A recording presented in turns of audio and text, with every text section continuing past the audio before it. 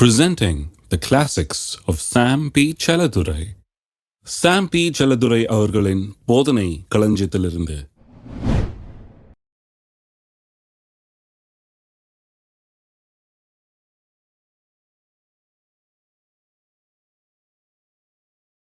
ரோமர் 8ஆம் அதிகாரம் 17ஆம் வசனம். நாம் பிள்ளைகளானால் சுதந்திரருமாமே, தேவனுடைய சுதந்திரரும் கிறிஸ்துவுக்கு உடன் சுதந்திரருமாமே.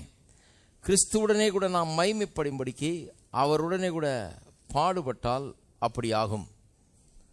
தேவனுக்கு சுதந்திரர், கிறிஸ்துவுக்கு உடன் சுதந்திரர் என்கிற இந்த டாபிக் ஆரம்பிச்சிருக்கிறோம். தேவனுக்கு சுதந்திரர்னா சாதாரண ஒரு காரியம் இல்லை. தேவனுக்கு என்னவெல்லாம் சொந்தமோ அதுக்கெல்லாம் நானும் சொந்தக்காரன் என்று அர்த்தமாகி விடுகிறது. அப்போ நான் எதுக்கெல்லாம் சொந்தக்காரனாக இருக்கிறேங்கிறத நான் அறிந்து கொள்கிறது ரொம்ப அவசியம். ஏனென்றால் faith functions in conjunction with sense of ownership. நான் தான் சொந்தக்காரன்ற உணர்வு எனக்குள்ள எவ்வளோ அதிகமாக இருக்குதோ அந்த அளவுக்கு என்னுடைய விசுவாசம் அதை நான் எடுத்துக்கொள்ள சுதந்திரித்து கொள்ள எனக்கு உதவுகிறது.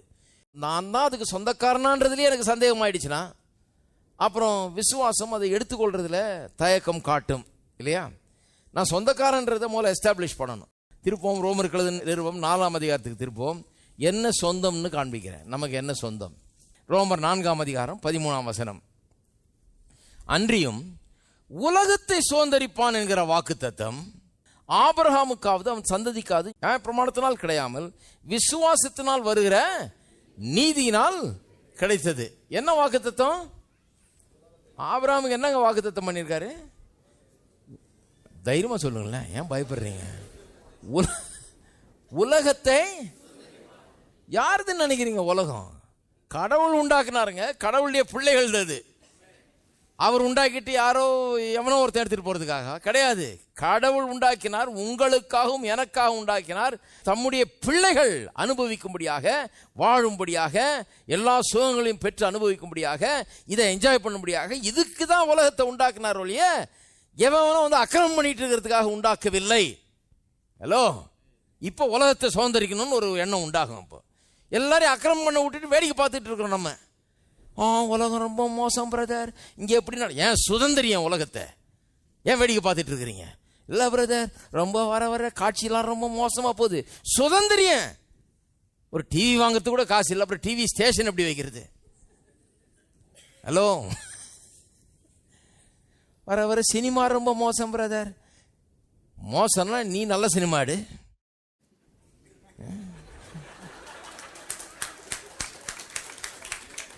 நமக்கு எதுக்கு பிரதர்? பரலோகமே நம் சொந்தமே பிரதர்.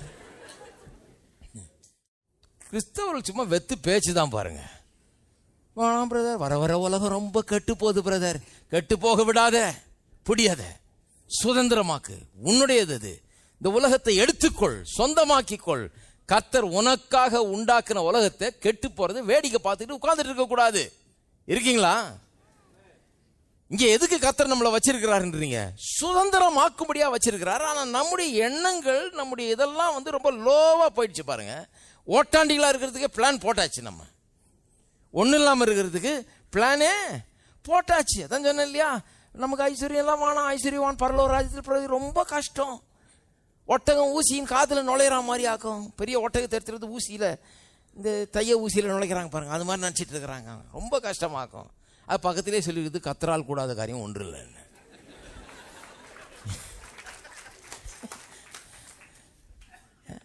ஆமா, ஏன் நுழையாது? நுழையும். கத்தரால் கூடாத காரியம் ஒன்றும் கிடையாது. தப்பான டைரக்ஷன்லேயே போயாச்சு. நம்ம போயிட்டு நம்மளெல்லாமே கெடுத்து கொள்கிறோம் பாருங்க. ஆனா உலகத்தை சுதந்திரிப்பான் தான் கடவுளுடைய நோக்கம். ஆபிரகாம் அவர் தெரிந்து கொண்ட உடனே என்ன நினைக்கிறார்?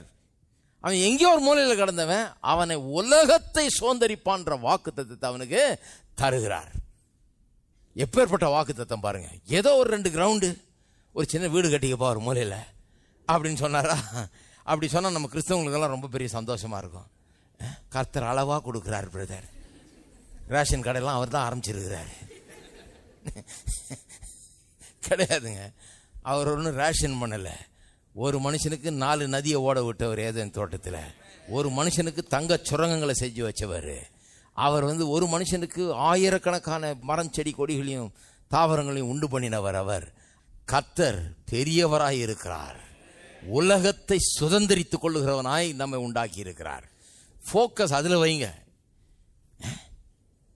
எதை சுதந்திரிக்க போறோம்? நம்ம உலகத்தை. சொல்றாங்க, பிரதர் என்ன திடீர்னு நம்மளன்ட்டீங்க? அது ஆபிரகாம் பிரதர், அவர் ஏதோ வேற ஊருக்காரர். அவர் அந்த காலத்தில் ஆண்டவர் அவருக்கு சொன்னார், அதை கொண்டாந்து நம்மளுக்கு சொல்லலாமா நீங்க? சரி, 16ஆம் வசனத்தை வாசிங்க. ஆதலால் சுதந்திரமானது கிருபையினால் உண்டாகிறதா இருக்கும்படிக்கு அது விசுவாசத்தினாலே வருகிறது.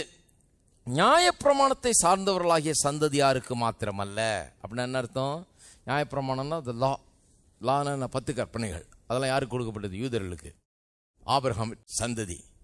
அப்ப இந்த உலகத்தை சுதந்திரிப்பான்றது நியாயப்பிரமாணத்தை சார்ந்தவர்களாகிய சந்ததியாருக்கு மட்டுமல்ல, அதாவது யூத சந்ததிக்கு மட்டும் இல்லை, ஆபிரகாமினுடைய இயற்கை பிரகாரமான சந்ததிக்கு மட்டும் அல்ல, நம் எல்லாருக்கும் தகப்பனாகிய ஆபிரகாமுடைய விசுவாசத்தை சார்ந்தவர்களான எல்லா சந்ததியாருக்கும் அந்த வாக்குத்தத்தம் நிச்சயமாயிருக்கும்படி. அப்படி ஆஹா, எல்லா சந்ததியாருக்கும், எல்லா ஜாதி ஜனங்களுக்கும், எல்லா இனத்தினருக்கும், எல்லா தேசத்தினருக்கும் இது சொந்தம்.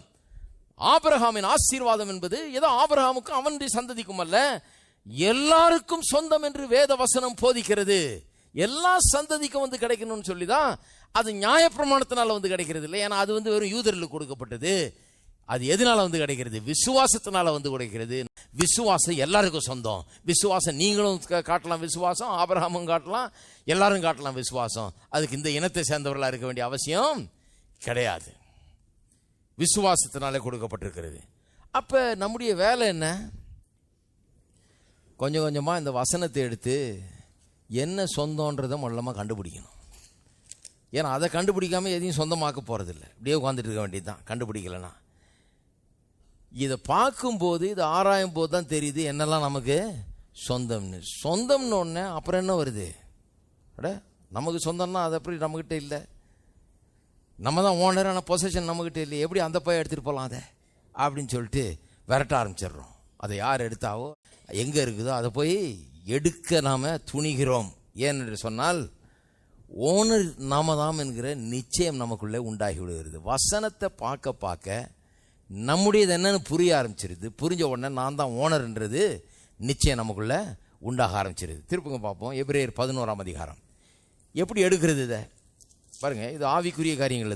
இதெல்லாம் போய் எப்படி எடுக்கிறது? ஆவிக்குரிய காரியங்களை பேசி கொண்டிருக்கிறோம். எபிரேயர் 11ஆம் அதிகாரம் 1ஆம் வசனம். விசுவாசமானது நம்பப்படுகிறவைகளின் உறுதியும் காணப்படாதவைகளின் நிச்சயமா இருக்கிறது. தமிழ் எப்படி இருக்குது? ஆங்கிலத்தில் faith is the substance of things hoped for, the evidence of things not seen வருது இல்லையா? King James வெர்ஷன்ல.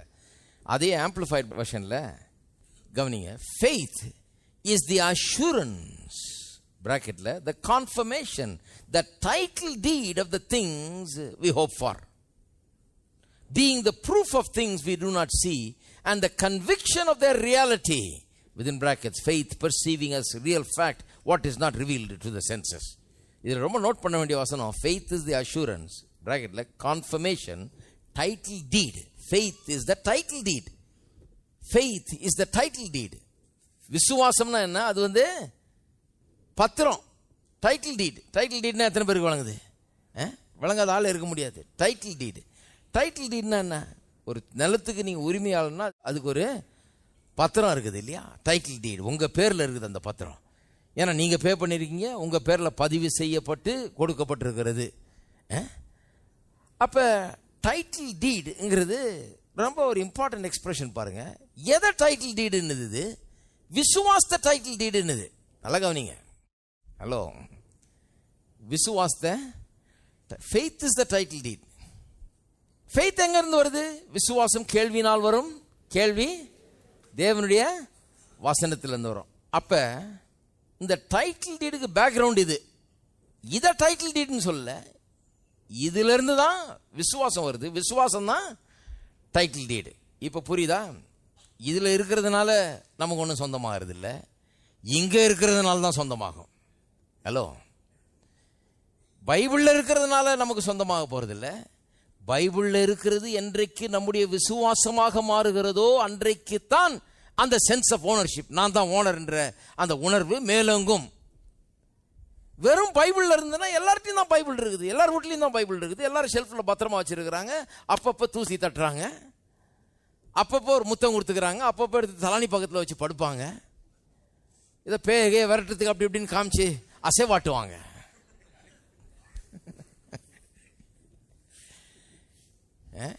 இதெல்லாம் பார்த்துருக்குறோம். பிசாசுக்கு முன்னால் எப்படி இப்படி ஆட்டி ஆட்டி காமிப்பாங்க. பிசாசு அதெல்லாம் நல்லா பார்த்தவன் பாருங்க, அதுக்கெல்லாம் பயப்படுறவன் கிடையாது. அவன் உள்ள வசனம் இருந்தால் தான் அவன் பயப்படுறான். ஐயோ டேஞ்சரான ஆள், இங்கே உள்ளே போயிடக்கூடாது, இதில் இருக்கிற மேட்ரு உள்ளே போயிடக்கூடாது. அப்போ இங்கே இருக்கிறதுனால நான் ஒரு காரியத்தை சுதந்திரிக்க முடியாது. இங்கே இருக்கிறது என்ன? எனக்குள்ள விசுவாசத்தை அது உண்டாக்குகிறது. இங்கே இருக்குது என்ன இருக்குது? உலகத்தை சுதந்திரிக்கிறவன் நான், ஆபிரகாமின் சந்ததியில் நானும் ஒருத்தன். ஏன்னு சொன்னால் அது வெறும் அவனுடைய இயற்கை பிரகாரமான சந்ததியாருக்கு மட்டும் இல்லை, ஆபிரகாமை போல விசுவாசிக்கிற எல்லா சந்ததியாருக்கும் அந்த வாக்குத்தத்தம் சொந்தம்னு சொல்லி இருக்குது. அப்போ நானும் அந்த விசுவாச சந்ததியை சேர்ந்தவன் அப்படிங்கிறத எங்க வாசித்தேன்? நான் இங்க வாசித்தேன். ரோமன் 4ஆம் அதிகாரத்தில் 13-16 வசனங்களில் நான் அதை வாசித்தேன். இதை வாசித்த உடனே எனக்குள்ள ஏதோ உண்டாயிடுச்சு. எனக்குள்ள என்ன ஆச்சு? எனக்குள்ள விசுவாசம் கிளம்ப ஆரம்பிச்சிருச்சு, எனக்குள்ள ஒரு நிச்சயம் உண்டாக ஆரம்பிச்சிருச்சு, ஒரு அஷூரன்ஸ் உண்டாக ஆரம்பிச்சிருச்சு, ஒரு கான்ஃபர்மேஷன் உண்டாக ஆரம்பிச்சிருச்சு. நான் தான் இதுக்கெல்லாம் சொந்தக்காரன். அந்த அஷூரன்ஸ், அந்த கான்ஃபர்மேஷன் தான் என்னவாகுது? என்னுடைய டைட்டில் டீடாக இருக்கிறது. ஹலோ, கான்ஃபர்மேஷன் ரொம்ப இம்பார்ட்டன்ட் பாருங்க. அப்ப இந்த கான்ஃபர்மேஷன் என்ன? இங்க இருக்கிற எழுத்துக்கள் அல்ல, இதன் மூலமாக எனக்குள்ளே உண்டான விசுவாசம். அதனால்தான் சொல்லி இருக்குது விசுவாசம். faith is the title deed. faith is the title deed. இதெல்லாம் டைட்டில் டீடு. இது அந்த டைட்டில் டீடுக்கு பேக்ரவுண்டா இருக்குது. இது என்னுடைய விசுவாசம் இதை எடுத்து நான் உள்ளத்தில் விசுவாசித்து வாயில பேசி இதை மனசுல வச்சு இதை உள்ளத்துல வச்சதுனால என்ன ஆயிடுச்சு? எனக்குள்ள இப்போ நிச்சயம் விட்டது. என்ன நிச்சயம்? உலகம் முழுவதுமே என்னதுதான், எல்லாமே என்னுடையதுதான். கர்த்தருக்கு எதெல்லாம் சொந்தமோ அதெல்லாம் என்னுடையது என்கிறதை நிச்சயமாக நான் நம்ப ஆரம்பித்து விட்டேன். அந்த நிச்சயம், அந்த கான்ஃபர்மேஷன், அந்த அஷூரன்ஸ், அதுதான் டைட்டில் டீடு. அப்போ டைட்டில் டீடு இருக்கா? நிறைய பேருக்கு தான் பிரச்சனை. பைபிள் இருக்குது, ஆனால் டைட்டில் டீடு இல்லை. அவங்க சொல்லுவாங்க இங்கே இருக்குது பிரதர், இங்கே இருந்தால் போதாது பிரதர், அது இங்கே இருக்கணும், விசுவாசமாய் மாற வேண்டும். இதுதான் பாருங்க பைபிளுடைய முக்கியமான ஒரு காரியம். நிறைய பேருக்கு பைபிள் இருக்குது, ஆனால் பைபிளில் இருக்கிற வசனங்கள் உள்ளே போய் அது அவர்களுடைய விசுவாசமாக மாறவில்லை. அது என்னைக்கு உள்ளே போய் அவர்களுடைய விசுவாசமாக மாறுதோ அன்னைக்கு அது அற்புதங்களை செய்யும். அது அன்னைக்கு ஒரு பெரிய மாற்றத்தை கொண்டு வரும். இது என்னுடையது என்கிற ஒரு உணர்வை எனக்குள்ள இது ஏற்படுத்த வேண்டும்.